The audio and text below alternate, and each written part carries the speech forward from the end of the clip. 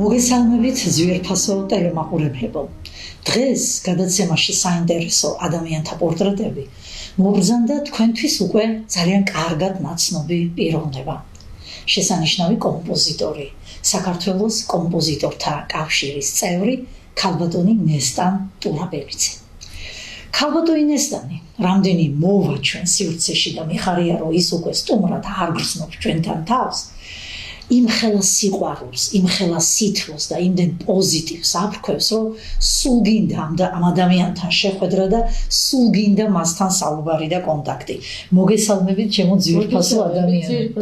თქვენ დღეს ჩვენთან ისე შემოხვედით, როგორც აი ფიფქია რომ შემოვიდო და საჩუქრებით, რაღაც საოცარი დადებითი ენერგეტიკა შემოაფრქვია აი ამ სივრცეში და დიდი მადლობა ჩემო ნესტან ამასობას.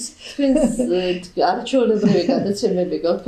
გენაცვალე, დიდი მადლობა. აი ისეთ რანგში და ისეთ ხარისხში და ისეთი გულით აჩვენებთ ყოველ შემოხვედა ადამიანს თქვენს გადაცემებში, რომ ნამდვილად ხალხის სიყვარულს იმსახურებენ და მეც რომ ასეთი პატივი მეგო დიდი მადლობა ნესტან და მე განსაკუთრებულად მიხარია, როდესაც ჩემს გვერდით აქ შედან ხოლმე პროფესიონალი მუსიკოსები. ეს ჩემთვის ძალიან დიდი ბედნიერებაა და დიდი ფუფუნებაც ამავდროულად, როდესაც ასეთი აი აკადემიური განათლების ქალბატონი როცა მიზის გვერდით. მე ახლა კი ვთქვი ჩემო ბატონებო, რომ აქ კომპოზიტორი მობრძანდა სტუმრად და კომპოზიტორთა კავშირის წევრი, თუმცა ქალბატონ ნესტანს იმდენი დიპლომი უჭირავს ხელში და იმდენი ფაკულტეტი კონსერვატორიაში დამთავრებული, რომ მე მგონი ვეღარც ვითვლით დღეს უკვე და თუ შეიძლება ესე მოკლედ გითხარით, მე როგორც ვიცი, თქვენ ხართ პროფესიით პირველი პროფესია, რომელიც თქვენ კონსერვატორიაში ფაკულტეტი დაამთავრეთ, ეს იყო მუსიკის თეორია, ხო? მუსიკის ცოდნეობა, მუსიკის თეორიის განხრით. მაგრამ მარტო ეს არ იკმარეთ შემდეგ და რა იყო მიზეზი, რომ შემდეგ საკომპოზიტოროზე ჩააბარეთ? მოკლედ აი ამის ირგვლივ გვესაუბრეთ. დიახ. იცით, ცოტა კურიოზული ამბების გადავხდა. აი ეგ მოინტერესებს ყველაზე. შემოგვედი ადამიანი მე მგონი არ არსებობს, რომ ტრაგიკომედიური კურიოზული ამბები არ ქონდეს გადატანილი ცხოვრების მასზე და ეხლა გარკვეული წლების შემდეგ ამ შესაძლებლობას რომ გადახედა, უფრო ღივილის მომგვრელია ეს ყველაფერი და სულ უკეთ უყურებ. ამ გადმოსახედი. ხო, ამ გადმოსახედი არც განიცდი, იმიტომ რომ შეიძლება მადლობაც უთხრა უფალს, რომ მე რო ასეთ მრავალფეროვან ადამიანებს არ დავკავშირებოდი, შენ ვერ ჩამოყალიბდები სათანადო ადამიანად. კი ბატონო. მით უმეტეს ხელოვანად. კი გენაცვალე. ესე იგი თავდაპირველად ჩავაბარე მუსიკის ცოდნეობის ფაკულტეტზე, მასწავლიდნენ საუკეთესო პროფესიონალი მუსიკოსები და აი სახელოვანი ქართველები. ესე იგი მან თავიდან გვასწავლიდა ესე იგი ოთარ გორდელი, ზაქარია ფალიაშვილის ვაჟი, არაჩვეულებრივი ადამიანი, რო გაგიღიმებდა, გეგონება მზემ გამოანათაო, ძალიან თავშეკავებული, ძალიან დინჯი. პოლიფონიას გვასწავლიდა და ლექციებზე გვაძებნებდა პოლიფონიურ ფუგებს. ერთხმიანს, ორხმიანს მოქონდა, 5-6 მოსწავლე ვიყავით სტუდენტი და ყველასთვის მოქონდა ფუგის თემები და იქვე უნდა შევიყვანო. ანუ თქვენ დღეს ფუგებს რომ წერთ არის სუფთად აი ოთარ გორდელის დიახ, ანუ ეს საზრუნო განვითარების მიმართულება მუსიკალური აზროვნებისთვის ეს არის არაჩვეულებრივი საფუძველი, ფუნდამენტი პოლიფონიური მუსიკა ზოგადად და იხდებოდა ესეთი რაღაც, რომ ჩემს კლასში ნამდვილად ნიჭიერი, ჩემს ჯგუფში ნამდვილად ნიჭიერი სტუდენტებიც იყვნენ, მაგრამ თუ ადამიანს არ აქვს გარკვეული საკომპოზიციო ნიჭი, ვერ შექმნის პოლიფონიურ ნაწარმოებს, იმიტომ რომ ზოგიერთ მათგანს ერთხმიანი კარნახით წერაც კი უჭირდა, რა თქმა უნდა. ხო და ეს საკომპოზიციო ნიჭი სულ სხვა ფენომენია, იმიტომ რომ ბევრი ვიცი კიდე ჩემი ტოლების საერთოდ კონსერვატორიაში ვერ მოხვდნენ, მაგრამ ისეთი კარგი კომპოზიტორები ჩამოყალიბდნენ და ისეთი კარგი საბავშვო კონცერტები გამართეს საკონცერტო დარბაზში, მე პირადად გული დამსლა, რომ ისინი კონსერვატორიის გარეთ დარჩნენ. ღირსეული ქალბატონი ხართ, ამას აღნიშნა. დიახ, სხვადასხვა მიზეზები იყო მიღების მომენტში, კონკურსების სხვადასხვა სიტუაცია არ მინდა ყურადღება ყველაფერზე გამოვასაგებ და სამწუხაროდ ესეა, მაგრამ აი ამით დასტურდება ის, რომ ქართველის გენში არის ეს საოცარი ნიჭი, საკომპოზიციო ნიჭი და ყველას მოწოდება და შინაგანი წურვილი უნდა იყოს, რომ ეს არ დაიკარგოს არც ერთ ადამიანს. ნესტან ჩემო ძვირფასო, თქვენ ახლა კონსერვატორიაში უამრავ საგანს სწავლობდით, მუსიკალურ საგანს ეს იყო ფორმის ანალიზი, სოლფეჯიო, თავისთავად ფორტეპიანო. იქნებ აი კონკრეტულად მინდა, აი ფორმის ანალიზი ვინ გიკითხავდათ, პოლიფონიაში გასაგებია ოთარგორი, აი სოლფეჯიოში ვინ გასწავლიდათ, ვინ იყო ფორტეპიანოში თქვენი პედაგოგი, ეს ძალიან საინტერესოა, მე ძალიან მინდა ეს. ესე იგი ფუნდამენტი ჩემს სწავლა-განათლებას რა ვინც ჩაუყარა, ეს იყო ქალბატონი დიანა მელაძე, სოლფეჯიოს პედაგოგი ნიჭიერთა აწლეთში.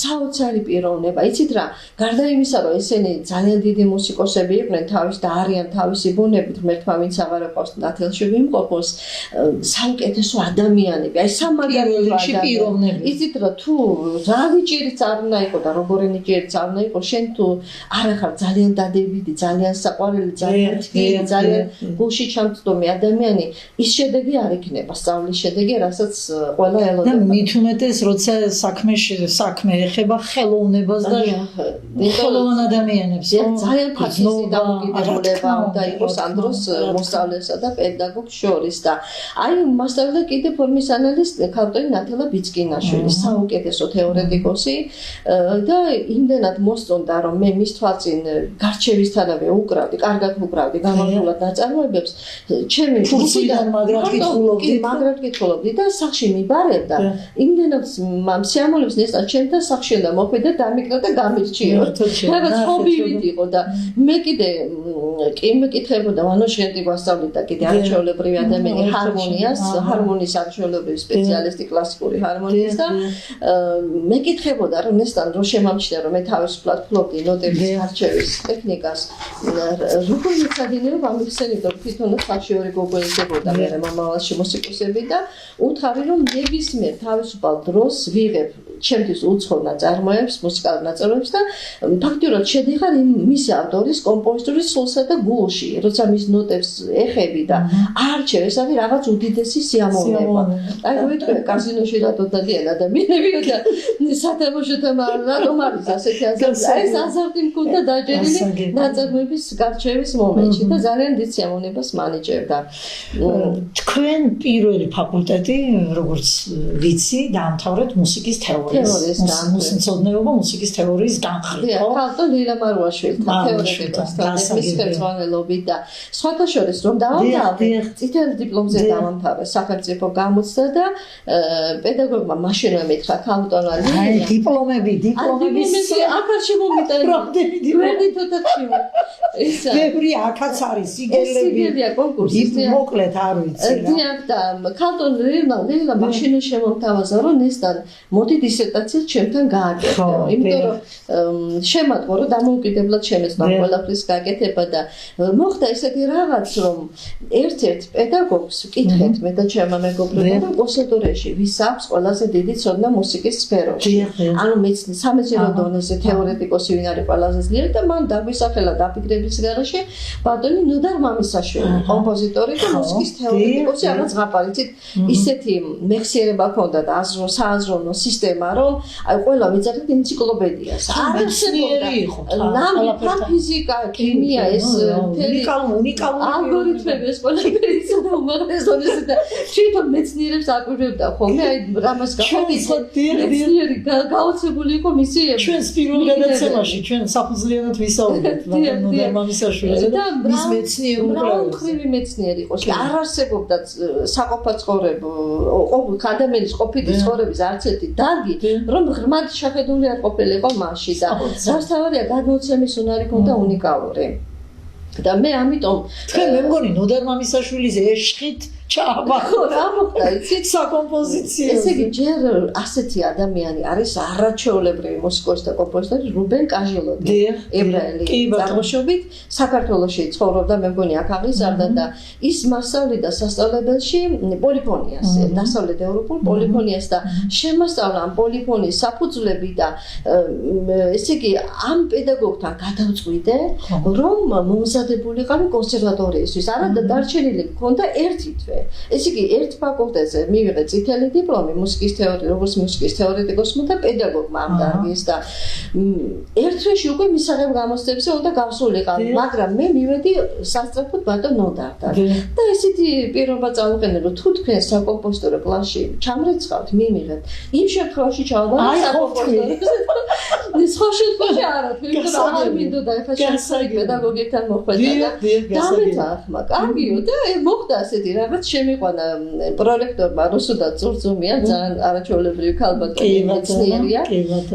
შეებათა დოქტორია და ბატონ ნოდარ გაბუნიასთან დამსახურებულ კომპოზიტორთან და უთხრა რომ აი ნესტანი მოვიდა ახალი წინადადებით საკომპოზიტოროზე უნდა ჩაბარებაო და ნოდარი ცოტა აღელდა და მეუბნება არა რუსლანს კითხა რომ ვინ ყავს ასეთი რომ ორი ფაკულტეტი ჯერ წითელ დიპლომზე დაამთავრა მე კიდე ასე გააგრძელა სწავლა სხვა ფაკულტეტზე და ერთ-ერთი ადამიანის მოფერებითი კნინობითი სახელი უთხრა ვერ დამახსოვრე ცოტა ნერვიულობდი ხელახლა რას მეტყოდნენ და მარტო იმას აქვს ესე დამთავრებული და ეხლა ნოდარმა წამომიყენა ესეთი სახელი თუ პირველ გამოცდაში კომპოზიციაში მიიღებ 10 ქულას, დანარჩენი 8 გამოცდიდან განთავისუფლებ.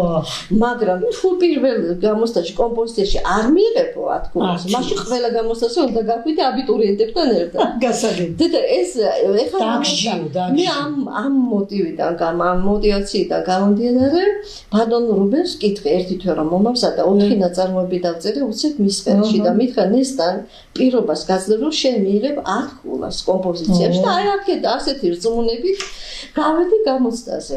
გამოცდას ესწრებოდნენ კომპოზიციის გამოცდას ქალბატონი მერი დავითაშვილი, რომელიც ბავშვობაში მამეცადინებდა და იქაც კიდე კომედიური სიტუაცია შემეგვიდა ურთიერთობის დროს. შემდეგ ესწრებოდა ბატონი ბიზნაკვერნაძე, გოგა შავერზაშვილი და ქალბატონი მერი დავითაშვილი და სულხან ნასიძე. ეხლა ესე აქ წდება ჩემი ბედი. რა მოხდა?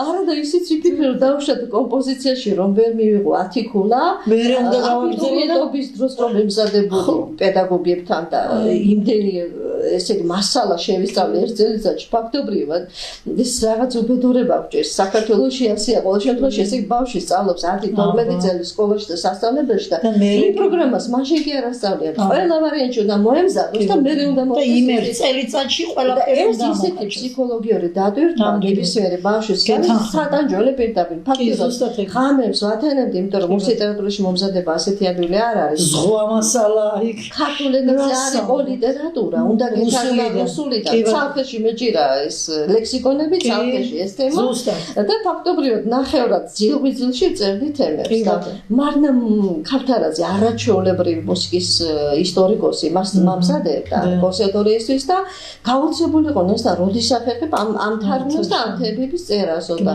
კალიგრაფია იმდენად დამიმახიშდა გულის კარდიოგრამა როა ციგ-წაგი ხაზები ასეთ ფორმაში ვწერდი მარტო შენ იგებდი რა გეწერა მარტო ჩემი პედაგოგი და მე ვიგებდი რა გვეწერა და რომ არ ყოფილიყო ეს პედაგოგი მისაღებ გამოსცე ჩემს ნაწერს ვერ წაიგდა და ესეთი კომედიური სიტუაცია.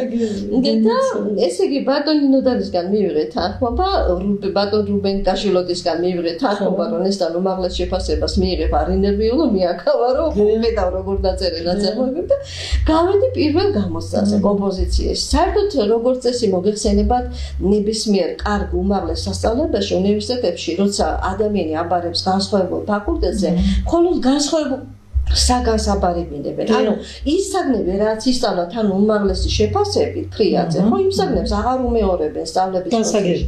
აქ სხვანაირად მოხდა ზოგი რაღაც, ხო და მოკლედ მოვასწარი წისაკას რომ ეძახერო თან შალაშელიძე ივერიის საუკეთესო წინვალე ეს პიანინოსიკოსი სინთეზატორზე რომ წარმოებს გვიწერდა და მან ჩამიწერა სტუდიურად და ფაქტიურად ჩემი დიდი მაგნიტოფონით მივედი და ჩავხდი და მოусმენინა ნოტებთან ერთად ეს ამ საუკეთესო კომპოზიტორებს და მერი დავითაშვილს ისე მოეწონა გამიღიმა და თავი ესე დამიჭა ყველაფერი კარგად არის ისინი ძღელავდნენ რომ ესეთი პირობები მქონდა წამოყენებული და მოხდა ისეთი რაღაც რომ ბატონ სულხან ნასიძე წავიდა ჩემს შეფასებაში წინააღმდეგ. ეხლა რა მოხდა? მე 10 წლების შემდეგ დედამ გადამიყვანა ევგენი დიმიტრი არაყიშვილის სახელობის მუსიკალურ პირველ სასწავლებელში. და მან ვასწავლიდა ჩვენ ცნობილი კონცერტმეისტერი ქალბატონი ლია ხუგაშვილი. დიახ. აი ნანი ბრეგვაძეს და ეს ამის აკომპანიებს უკეთებდა საკონცერტო ღონისძიებებზე და ვასწავლიდა სოლფეჯიოს. და მან რო შემამჩნია რომ მე განსაკუთრებით განსაკუთრებული მუსიკალური სმენა ქონა, აბსოლუტური სმენა, რასაც ქვია, ურთულეს კარნახებს ვაწერინებდა და ეს მომენტი რომ დაიჭირა, იგი იქნა ჩემთან ჯგუფში თამარ ნასიძე, სულხან ნასიძის შვილი, თიაგო გუტიშვილი, ეხანდელი ფსიქოლოგი ცნობილი და კიდე სხვა ანტონ წულუკიძის ქალიშვილი, თამარ წულუკიძე, ჩემი მეგობარი და მოკლედ ეს ლეა ხუგაშვილი მაპატიოს ღმერთმა, მაგრამ შეცდომას უშვებდა, ამ ბავშვებს აღიზიანებდა ჩემს წინააღმდეგ, რითი ეუბნებოდა რომ აი ნესტანი არაჩვეულებრივად წერს კარნახს და თქვენ ესე ვერ წერთ. თურმე ამას ეუბნებოდა და მშობლებსაც. და ამან გამოიწვია ამ სიმართლეს ეუბნებოდა, მაგრამ ცოტა მძიმე იყო ხეშად გამოდიოდა ეს ამბავი, ასეთი გამახვილება ყურადღების არ შეეძლებოდა.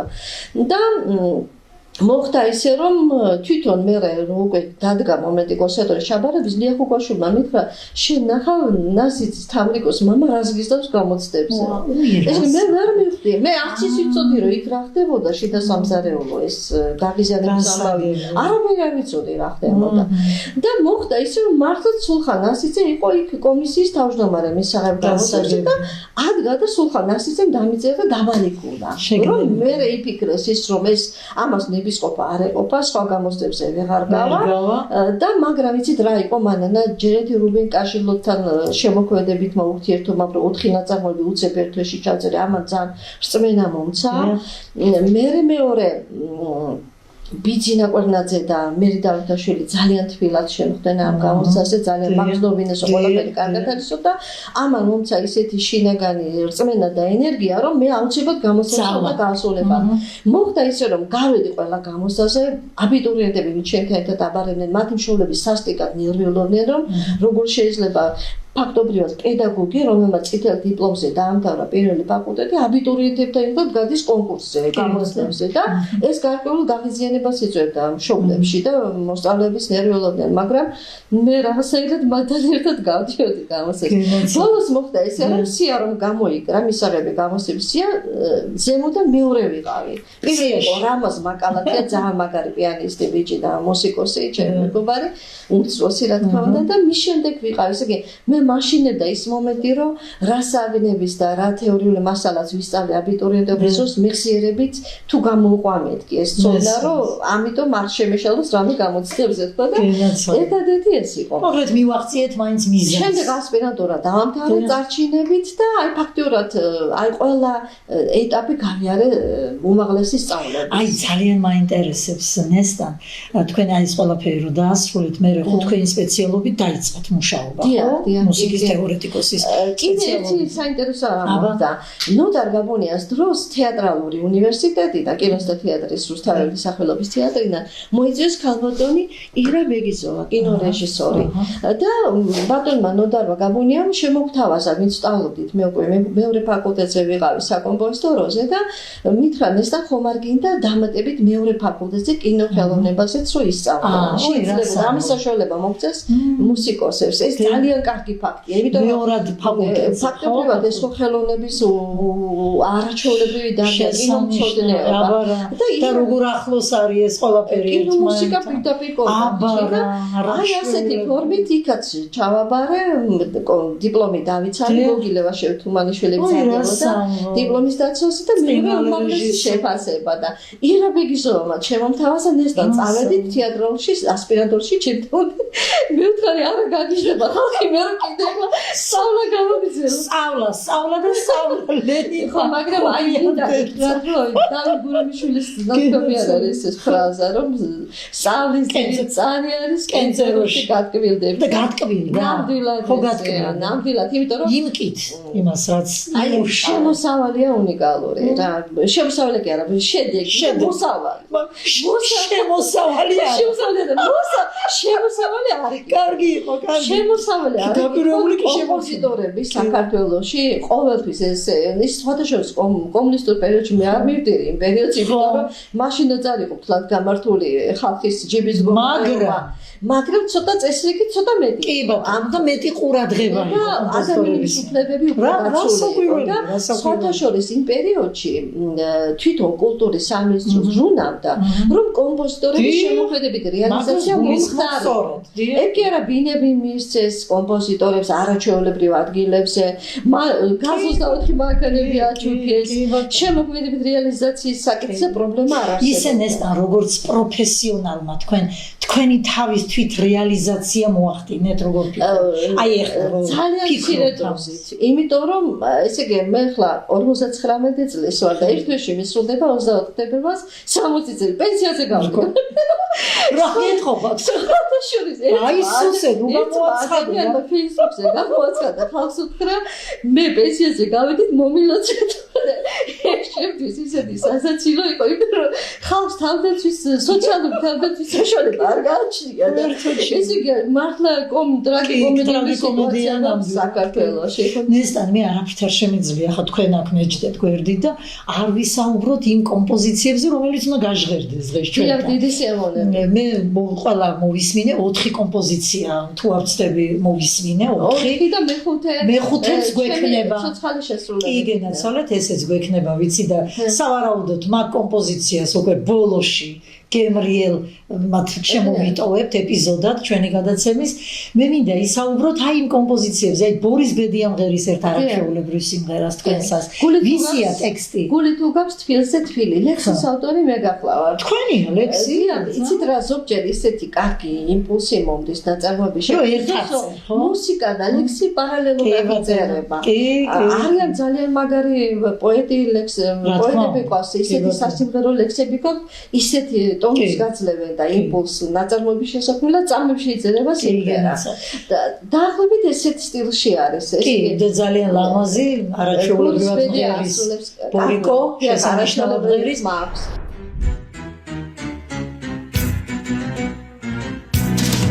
გული თუ გაქვს თბილზე თბილი, სიყვარულზე იმღერებ, უფლისად მირწმენის მადლით, სხვებსაც ხომ ამღერებ. სამშობლოსთვის დავდადებულ გმირებსაც ხომ უმღერებ ბედნიერი მომავლისთვის სიკეთეს გააკეთებ ნაკადული მოჩუქჩუხებ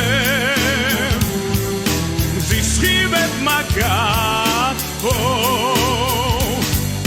შენი გული მოლერსე ვარდი სურნელმა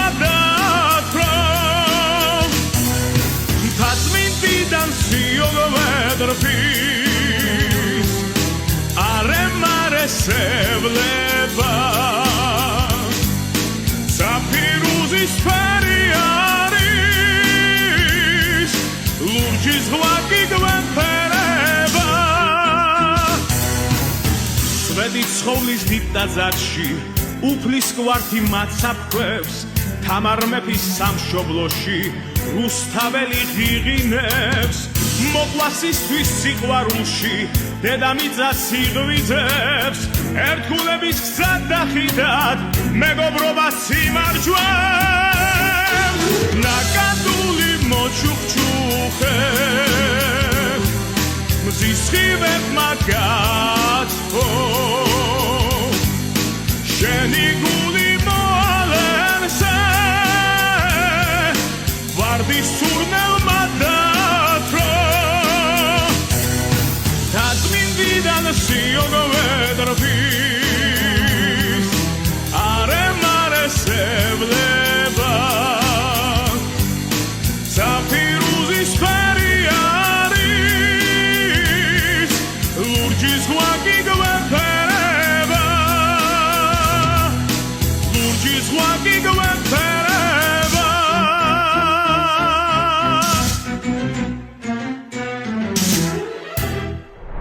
ჯარბაძე ასრულებს კიდე 11 წელს გოგონა მომიყვანა დედიკო იქ ცოცხალი ბენდი უკრავს ხო ზიან მოახერხეთ ეს დიდი ფუფუნე ქართულმა ნაზიმეს მოახერხათ თავისი საშუალებები და ცოცხალ შესრულებით სტუდიაში ჩავწერეთ ამ 11 წელს გოგონამ ერთ თვეში შეისწავლა ეს სიმღერა სტუდიური ჩანაწერის გავაკეთეთ და აი დღეს გვაქვს საშუალება ეს გავაჟღეროთ პატრიოტული სიმღერა კი გენაცი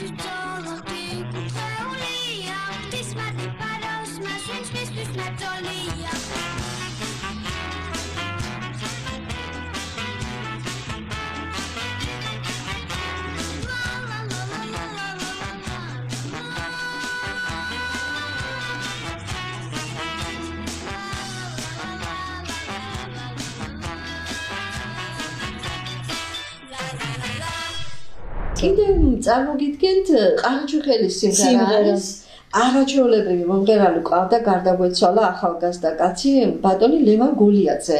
ასეთი ფოლკლორული ანსამბლი იყო ნაკლებად ცნობილი საქართველოში. ზოგადად გოლიაძეები ძალიან მუსიკალური გვარია.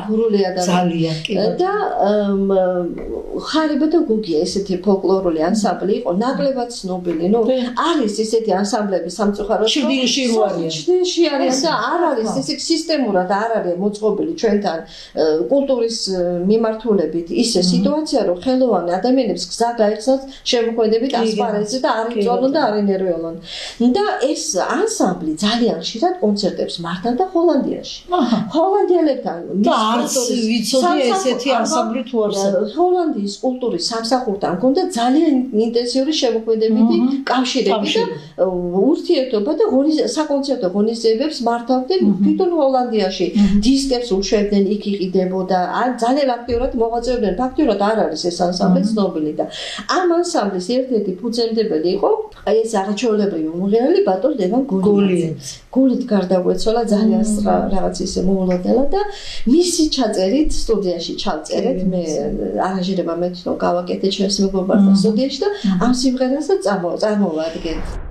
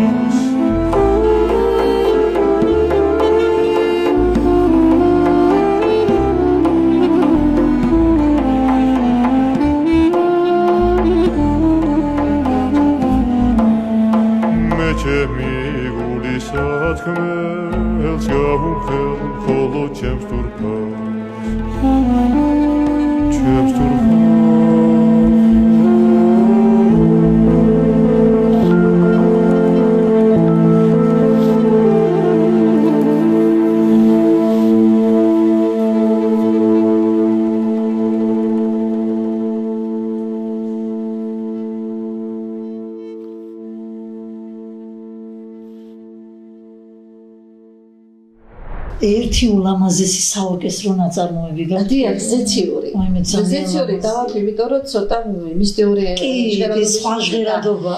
ეს ნაწარმოები სტუდიურად ჩავწერეთ ჩემი მეგობარი არაჩვეულებრივი კომპოზიტორი გოგიტა მაისონაძე. ისიც არ არის ეს ცნობილი არაჩვეულებრივი კომპოზიტორი. არ არის, რეალიზაციის სივრცე საქართველოში. ბოდიშა სულ ნაცნობობა არის საჭირო და სხვა სიტუაციებთან. ბევრი ხალხი, ბევრი გარდაგვეცვალა კიდეც ისე რომ ვერ მოახერხეს თავის ცხოვრებაში შემოქმედებით რეალიზაცია გული დაწნილი ისე წავიდა ამცეყლიდან აი ბატონო ნუგზარ ვაძაძე კინოფილმები არაჩვეულებრივად გაფორმებული და უმეჭიერეს რომ გაიარო ქუჩაში და იკითხო თუ იცი იცის მხოლოდ მუსიკალურმა სამყარომ დიახ და აი კიდე ეს ზეციორის დაწერა როგორ მოხდა მე და დედა შევიპატიჟეს ერთ-ერთ ლამაზ ოჯახში პატარა ფართობი იყო მიწის დაკვეთის მაგრამ ულამაზესი ბაღი იყო გაშენებული და მაგიდასთან სადაც მიგვიწვიეს პატარა მაგიდასთან ყავის დასალევად იქ შევამჩნია რომ ბროწეულის ხე ტონები იყო დაძნული ქალის ულამაზესი თმის ნაძნავისავით ასეთი სილამაზე არ მინახავს და ეს თვითონ ფოთლების ნაწილი ზედაგან იყო სულ კეწეროში იყო მოქცეული აი ეს ღეროები ისე ლამაზად იყო დაძნული ეს რაღაც საოცრება იყო და ეს დაინახეთ თქვენ და შევამჩნიე რომ გამოუცა და იქვე შევამჩნიე ულამაზესი მინდვრის ლამაზი ფერადფერადი ყვავილი აი ამ ორმა ბუნების პეიზაჟმა აი ამ მოგცათ გარემო ისეთი იმპულსი მომცა სახში რომ მივედი გეფიცები ძლივს მოვასწარი ჩაწერა ნოდე გენაცვალე ეს ეს არის ნამდვილი შემოქმედებითი ადამიანი და შინაგანი სამყარო მე შედოდა რომ არ გაქცეოდა მეხსიერებიდან და ეხლა უკვე აღარ არის ეს პრობლემა კომპოზიტორებს მობილურში აბარავა აი მიმცუჩი ჩაწერება რა თქმა უნდა ეს ძალიან დიდი ფუფუნება ნოდა მამისაშვილმა მითხრა ჯეფასომანენა რომ ყველაზე საინტერესო არისო პირველად რომ დააფიქსირებო პირველ მოცემულობას ის მელოდია და ის ყველაზე იმიტომ რომ მეორე მესამე ცოტა იცვლებაო რაღაცეები და რა სწორად თუ ხო მართლაც ესეა ზუსტად ეგრე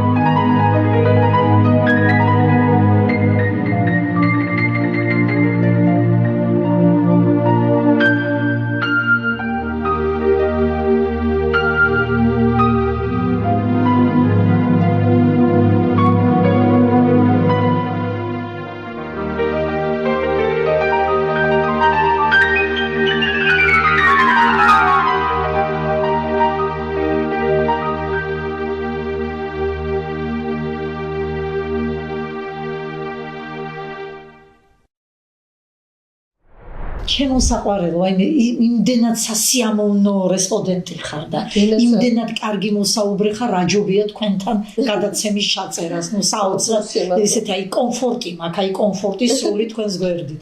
დღესდღეობით რაზე მუშაობთ? თქვენ ისეთი ხართ, აი ენერგიით სავსე ადამიანი და შემოქმედი, რომ არ შეიძლება რომ დღეს რაღაცაზე არ მუშაობ. კი, მანანა ბოლო დროს განსაკუთრებით გავაქტიურდი მარშებზე, სამხედროებისთვის, ჩვენი ჯარისკაცებისთვის არაჩვეულებრივი მარშები დავწერე. სხვადასხვა მითხრა ახალბელი თავდაცვის სამინისტროში და მითხრა რომ ნესტა ჩაწერე კარხანის და ვისაც ეხება მე მოვასმენინებ მათ ამ ნაწარმოებს.